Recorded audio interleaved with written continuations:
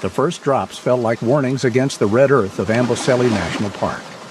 What began as scattered raindrops quickly transformed into torrential sheets of water that hammered the acacia trees and turned the savanna's dusty paths into rivers of mud. This was November 2023, and Kenya was experiencing one of its most devastating rainy seasons in decades, a direct consequence of climate patterns that had grown increasingly erratic and violent. Matriarch Temba lifted her massive head, water streaming down her weathered face as her ancient eyes scanned the rapidly changing landscape. At 57 years old, she had navigated her herd through countless challenges, droughts that lasted years, territorial disputes with neighboring clans, and the ever-present threat of poachers. But this storm felt different. The rain fell with an intensity she had never witnessed, transforming familiar terrain into an alien water world where even the most experienced elephants struggled to find their footing. Her family unit, 12 elephants ranging from her own grandchildren to distant cousins, clustered together in the limited shelter of a grove of fever trees. Among them was Casey, a young mother barely into her 20s, whose 3-month-old calf, Keto, pressed against her massive flank. Keto was small even for his age, weighing perhaps 300 pounds compared to the typical 400 for a calf his age. His diminutive size was both a blessing and a curse. He could move more quickly than larger calves, but he was also more vulnerable to the elements and predators. The rain had been falling for 3 days straight, and what had once been seasonal waterholes were now raging torrents. The Kimana River, typically a gentle stream that the elephants could wade across with ease, had swollen into a brown, churning monster that carried away everything in its path: fallen trees, boulders, and the occasional desperate animal that had miscalculated the current's power. Temba made the decision that would haunt her for months to come. The herd needed to cross the river before it rose any higher, before the surrounding land became completely flooded and cut off their access to higher ground. She had seen floods before, but never like this. The water was rising by the hour, and soon there would be no choice but to swim through waters that could easily drown even a full-grown elephant. The matriarch stepped into the churning brown water first, her massive body creating a wake as she tested the depth and current. The water reached her belly, then her chest, as she moved slowly and deliberately forward. Behind her, the other elephants followed in single file, the calves positioned between the larger adults for protection. Cassie entered the water with Keto pressed against her side, his small trunk curled around hers as they moved deeper into the flood. The current was stronger than Temba had anticipated. She felt her feet lose contact with the bottom as the water reached her shoulders, and for a terrifying moment she was swimming rather than walking. Behind her, she could hear the trumpeting of her family as they struggled to maintain their formation in the powerful current. The water was not just deep, it was violent, filled with debris that struck them like battering rams. Keto, pressed against his mother's side, felt the water rise past his legs, then his belly. His small body was no match for the current that wanted to sweep him away from everything he knew and loved. He trumpeted in fear, a high-pitched sound barely audible over the roar of the flood. Cassie tried to keep him close, wrapping her trunk around his small body, but the current had other plans. A massive tree trunk, carried by the flood like a battering ram, struck Cassie's rear legs with devastating force. The impact sent her tumbling sideways, and in that moment of chaos, her grip on Keto loosened. The calf was swept away from his mother's protective embrace, carried by the brown water like a piece of driftwood. His terrified trumpeting was swallowed by the storm as he disappeared into the churning rapids. Cassie's anguished calls echoed across the floodwaters as she tried desperately to swim against the current, to follow her baby's path downstream. But Temba's commanding trumpet cut through her panic, a sound that demanded immediate attention and obedience. The matriarch's message was clear and heartbreaking. The survival of the herd took precedence over any individual, even a calf. They had to reach safety before the flood claimed them all. With her heart breaking, Cassie allowed herself to be guided by the other elephants toward the far shore, her mournful cries mixing with the sound of the rain. Behind them, somewhere in the maze of floodwaters and debris, Keto fought for his life alone. The 3-month-old calf tumbled through the water like a leaf in a hurricane, his small legs kicking frantically as he tried to find something, anything to grab onto. His trunk, still learning its basic functions, swung wildly as he fought to keep his head above water. The current carried him nearly 2 miles downstream before depositing him, battered and exhausted, on a small island of debris that had formed around a fallen baobab tree. As the storm raged around him, Quito pulled himself onto the precarious platform of tangled branches and mud. His body shook from cold and trauma, and for the first time in his young life, he was completely alone. The familiar scent of his mother was gone, replaced by the alien smell of floodwater and decay. His plaintive calls for help were swallowed by the storm, and as darkness fell over the flooded landscape, the little calf curled into a ball and waited for morning, not knowing if he would survive the night. The rain continued to fall, drumming against his small body as temperatures dropped and hypothermia became as dangerous as the flood itself. Quito had entered a fight for survival that would test every instinct evolution had given him, a battle against nature that few elephants his age could hope to win. Dawn brought no relief to Quito's desperate situation. The storm had finally begun to subside, but the damage was catastrophic. What had once been familiar savanna was now an endless expanse of brown water dotted with islands of debris and the occasional crown of a submerged acacia tree. The little elephant found himself stranded on a mound of tangled branches and mud that rose barely 3 feet above the floodwaters, a precarious refuge that could disappear with the next strong current. Quito's body ached from his terrifying journey downstream. His right foreleg bore deep scratches from the debris that had battered him during his chaotic ride through the flood, and his left ear had been torn by a sharp branch. More critically, he was experiencing the first pangs of hunger and thirst, ironically, thirst despite being surrounded by water. At 3 months old, Quito was still completely dependent on his mother's milk for nutrition, and elephant calves his age needed to nurse every 2 hours to maintain their strength and growth. The calf's first instinct was to call for his mother, a behavior so deeply ingrained that he could not suppress it despite his weakness. His trunk rose skyward as he released a series of high-pitched trumpets, distress calls that could travel several miles under normal circumstances. But the flood had changed the acoustics of the landscape, and his cries seemed to vanish into the vast expanse of water without generating any response. As the hours passed, Quito's calls became more desperate and frequent. He had never been separated from Kessie for more than a few minutes during his brief life, and his young mind could not process the concept of permanent abandonment. Every few minutes, he would scan the horizon hopefully, expecting to see his mother's familiar silhouette emerging from the water. When this failed to happen, he would call again, his voice growing hoarser and weaker with each attempt. By midday, hunger had joined thirst as a constant companion. Quito's stomach cramped with need, and he instinctively began to search his immediate environment for something, anything, that might provide nourishment. Elephant calves learned to supplement their diet with vegetation around the age of 6 months. But Quito was only half that age and had never consumed anything other than his mother's milk. His trunk, still clumsy and inexperienced, explored the muddy debris around him, occasionally wrapping around a stick or leaf before dropping it in confusion. The water surrounding his small island was brown and filled with organic matter, debris from the flood that had stirred up sediment and waste. Quito's thirst eventually overcame his caution, and he extended his trunk into the murky liquid, drawing up a small amount and transferring it to his mouth. The water was bitter and contaminated, nothing like the clean streams and waterholes he had known, but it provided minimal relief from his growing dehydration. As afternoon gave way to evening, new dangers began to emerge. The flood had displaced more than just elephants. It had scattered predators throughout the region, forcing them into unfamiliar territories where they competed desperately for limited resources. Quito caught his first glimpse of this new reality when a large Nile crocodile surfaced near his island, its ancient eyes studying the small elephant with calculating intelligence. The crocodile was a massive specimen, nearly 15 feet long and perfectly adapted to take advantage of the chaos caused by the flood. It had been feeding well on the animals that had drowned or been injured during the storm, and while a healthy adult elephant would be far beyond its capabilities, a small, isolated calf represented an opportunity that could not be ignored.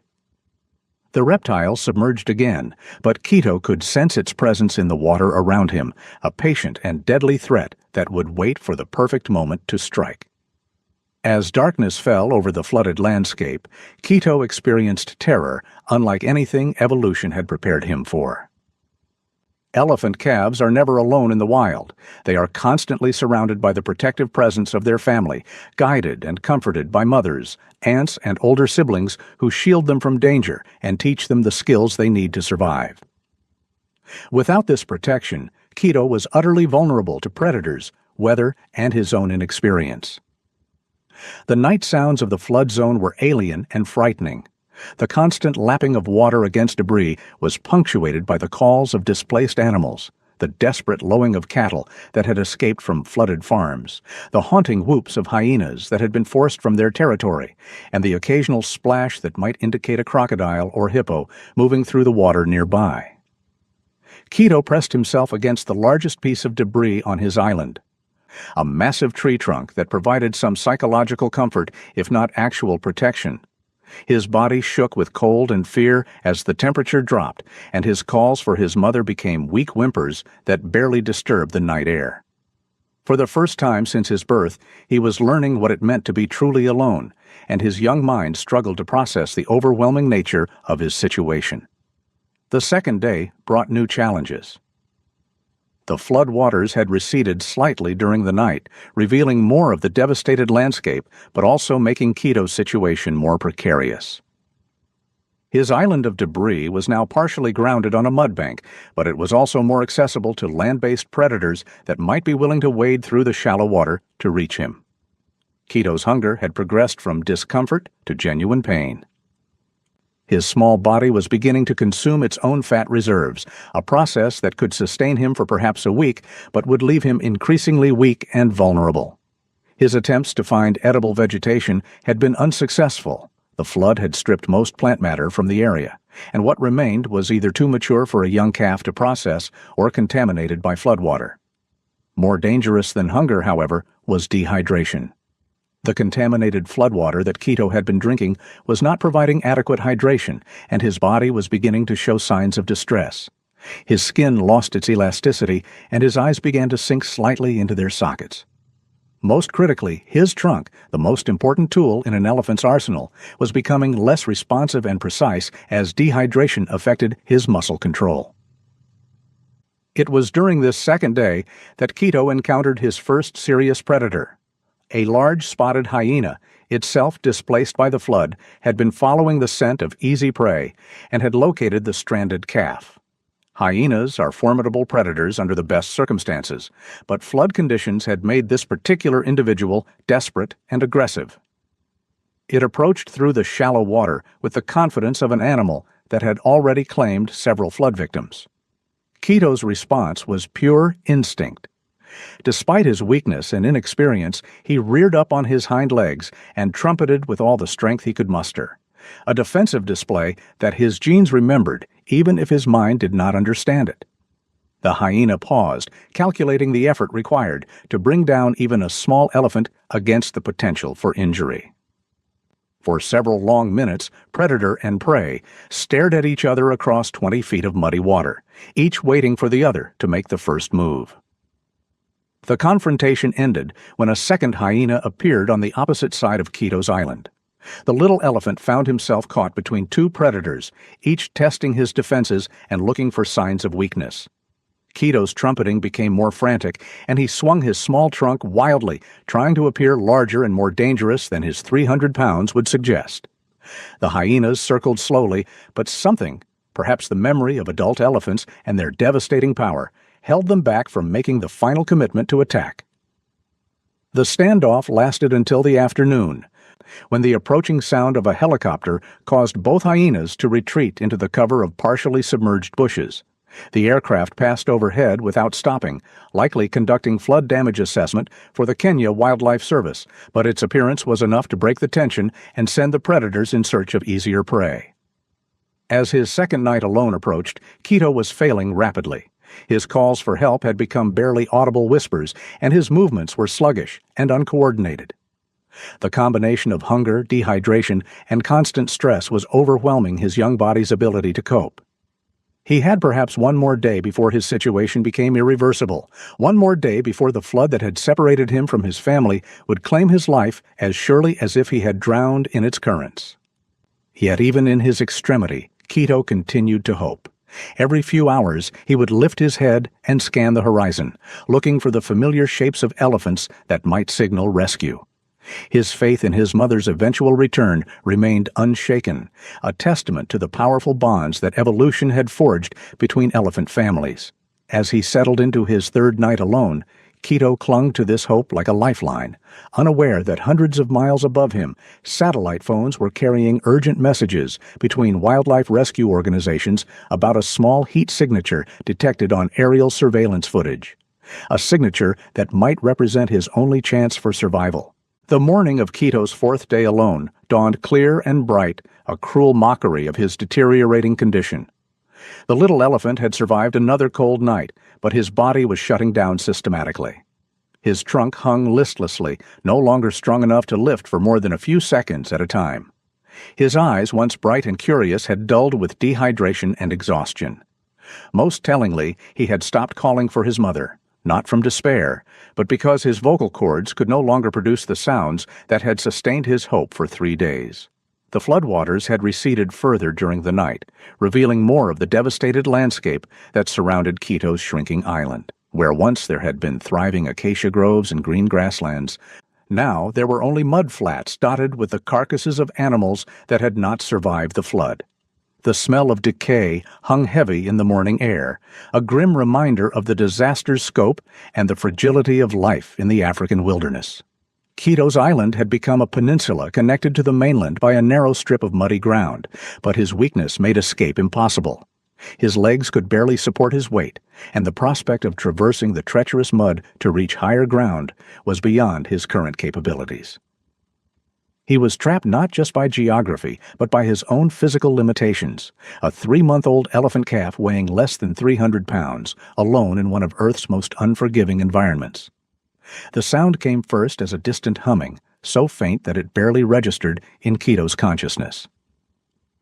He had heard aircraft before during his brief life. Kenya's wilderness areas were regularly monitored by conservation organizations and government agencies. But this sound was different. It grew steadily louder and more focused, as if the aircraft was moving with purpose rather than conducting routine surveillance.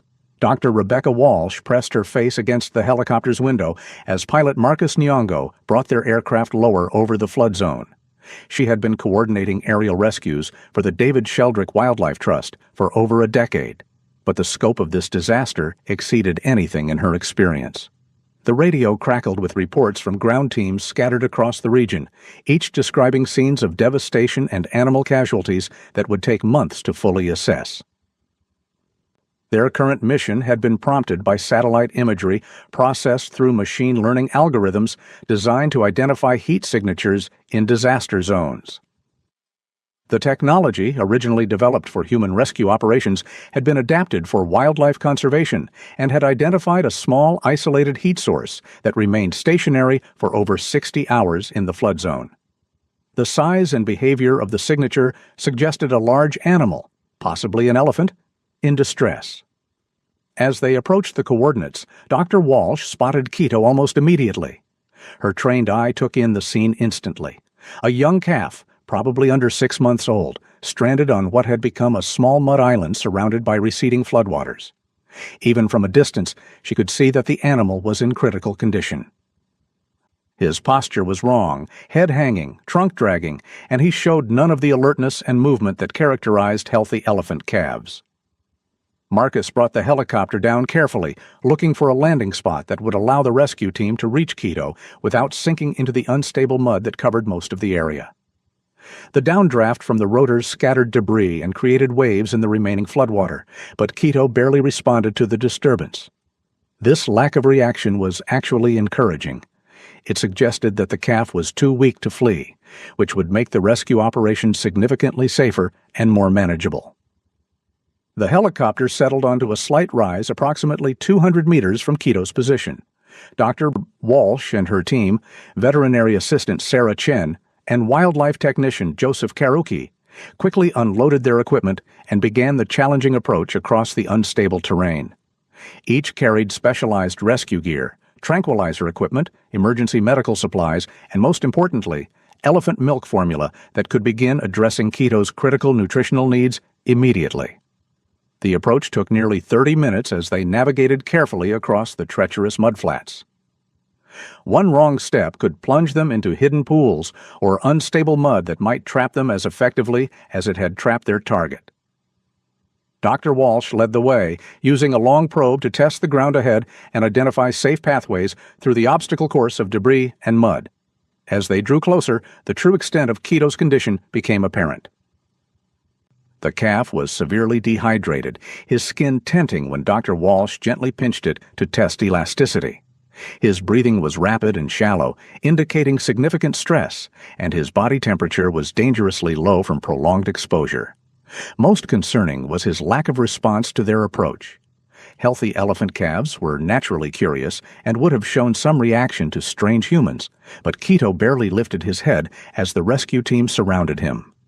Dr. Walsh's first priority was stabilization. From her emergency kit, she withdrew a bottle of specially formulated elephant milk replacer and approached Quito slowly, speaking in soft, soothing tones that might penetrate his trauma-induced stupor. The calf's trunk showed minimal response as she gently guided it toward the bottle. But the scent of milk seemed to trigger some deep instinct. Quito's mouth opened slightly, and Dr. Walsh was able to provide the first nutrition he had received in over 70 hours. The feeding process was painstakingly slow. Quito's digestive system, stressed by days without food, could only handle small amounts at a time. Dr. Walsh provided the milk in careful increments, watching for signs of distress that might indicate his body was rejecting the nutrition. Between feeding attempts, Sarah Chen administered subcutaneous fluids to address the critical dehydration, while Joseph Karuki documented the calf's condition and began preparing for the delicate process of moving him to the helicopter. Transporting a 300-pound elephant calf across 200 meters of unstable terrain presented significant logistical challenges. The team had come prepared with a specialized rescue sling designed for young elephants, but the approach to the helicopter would require careful coordination and significant physical effort. Additionally, they needed to maintain Quito's medical support throughout the journey, continuing fluid replacement and monitoring his vital signs for any deterioration. The rescue took over 2 hours from initial contact to helicopter departure. By the time they secured Quito in the aircraft, he had consumed nearly a liter of milk formula and received substantial fluid replacement therapy. His body temperature had stabilized, and while he remained critically weak, Dr. Walsh detected subtle improvements in his responsiveness and alertness. Most encouragingly, he had begun to show interest in the milk bottle, reaching for it with his trunk rather than simply accepting it passively. As Marcus lifted the helicopter away from the flood zone and headed toward the Sheldrick Wildlife Trust's nursery facility in Nairobi, Dr. Walsh continued monitoring Quito's condition. The flight would take 90 minutes, during which time she would need to maintain his medical support and watch for any complications that might arise from the stress of transport. Outside the windows, the devastated landscape scrolled past, a reminder of the climate disaster that had created this crisis and the thousands of animals that had not been as fortunate as the small calf, now fighting for life in her care. Quito's rescue marked the beginning of a new chapter in his story, but Dr. Walsh knew that survival was far from guaranteed. The next 72 hours would be critical as his body attempted to recover from the trauma of 4 days alone in the wilderness.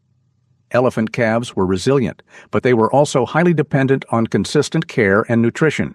The real test would come not in the dramatic helicopter rescue, but in the quiet hours of around-the-clock medical care that would determine whether this remarkable young survivor would live to see his first birthday. As Nairobi's skyline appeared on the horizon, Dr. Walsh allowed herself a moment of cautious optimism. Quito had survived the impossible. 4 days alone in flood conditions that had killed animals many times his size. If he could channel that same determination into recovery, he might become one of the conservation success stories that made all the heartbreak and difficulty of wildlife rescue work worthwhile. But first, he would need to make it through the night, and then the next day, and the day after that, as his small body fought to heal from an ordeal that should have killed him several times over. The helicopter touched down at the Sheldrick facility as the sun began to set over Kenya's capital city. Within minutes, Kito was transferred to a specially equipped intensive care unit where a team of veterinarians and elephant keepers would begin the long process of nursing him back to health. His fight for survival was entering a new phase, but for the first time since the floodwaters had swept him away from his mother, he was no longer alone. The early morning air at the Sheldrick Wildlife Trust carried the familiar sounds of awakening elephants, the gentle rumbling communications between keepers and their charges, the soft thud of massive feet on packed earth, and the occasional trumpet of excitement as breakfast approached. Among these sounds, one voice stood out with particular clarity and strength. Kito's powerful call announcing his readiness for the day ahead. 6 months after his rescue from the flood zone, Kito had transformed from a dying calf into a robust and confident young elephant weighing over 600 pounds. His growth had been remarkable, aided by round-the-clock care, specialized nutrition, and most importantly, the companionship of other orphaned elephants who had become his adopted family. The trauma of his 4 days alone had left subtle marks on his behavior. He remained more clingy to his keepers than most orphans and showed heightened anxiety during rainstorms. But his resilience had proven stronger than his fears. Dr. Walsh stood at the fence of Kito's enclosure, clipboard in hand, as she conducted her weekly assessment. Her notes recorded steady progress, excellent weight gain, normal social behaviors with other elephants, and increasingly independent feeding patterns that suggested he would eventually be ready for reintegration into the wild. Most remarkably, Kito had shown no lasting physical effects from his ordeal. The wounds on his leg and ear had healed completely, leaving only faint scars that would serve as permanent reminders of his early brush with mortality. The young elephant approached the fence with the confident gait of an animal that knew he belonged, that had found safety and purpose in his new environment. His trunk reached through the rails to investigate Dr. Walsh's clipboard with the insatiable curiosity that characterized healthy elephant calves. When she offered him a piece of sweet potato from her pocket, he accepted it with the gentle precision that spoke to hours of patient training and trust building. Kito's integration into the orphan herd had been one of the most successful Dr. Walsh had witnessed. Within 2 weeks of his arrival, he had bonded with Amara, a slightly older female calf who had lost her family to poachers 6 months earlier. Their relationship mirrored the protective partnerships that characterized wild elephant families, with Amara taking on many of the protective and teaching roles that would normally be filled by an older sister or cousin. The broader implications of Kito's rescue extended far beyond one calf's survival. His story had become a powerful symbol in the fight against climate change and its impact on wildlife. The flood that nearly killed him was part of a pattern of increasingly severe weather events that threatened elephant populations across East Africa. Traditional migration routes were being disrupted, water sources were becoming unpredictable, and calves like Kito were paying the price for humanity's failure to address global warming. Yet there was also hope in his story. Kito represented the possibility of adaptation and recovery, both for individual animals and for conservation efforts as a whole. His rescue had been made possible by new technologies, satellite monitoring, helicopter coordination, and advanced veterinary techniques that were allowing conservationists to respond more effectively to wildlife emergencies. More importantly, his survival demonstrated the remarkable resilience of elephants when given the support they needed to overcome adversity. As Dr. Walsh completed her assessment and prepared to move on to the next enclosure, she reflected on the broader meaning of Kito's story. Climate change would continue to create more orphans like him, more emergency rescues, more heartbreaking separations of elephant families. But it would also create more opportunities for human intervention, more success stories, and more reasons to believe that coexistence between humans and wildlife was not only possible, but essential. Kito trumpeted once more as Dr. Walsh walked away, a sound of contentment and strength that carried across the facility and mixed with the voices of 50 other orphaned elephants who had found new purpose in their lives. Each had their own story of loss and recovery, but together they represented something larger, a testament to the power of compassion, the possibility of healing, and the enduring hope that even in the face of global environmental catastrophe, individual lives could be saved, individual stories could have happy endings, and individual elephants like Quito could grow up to become the guardians of their species' future.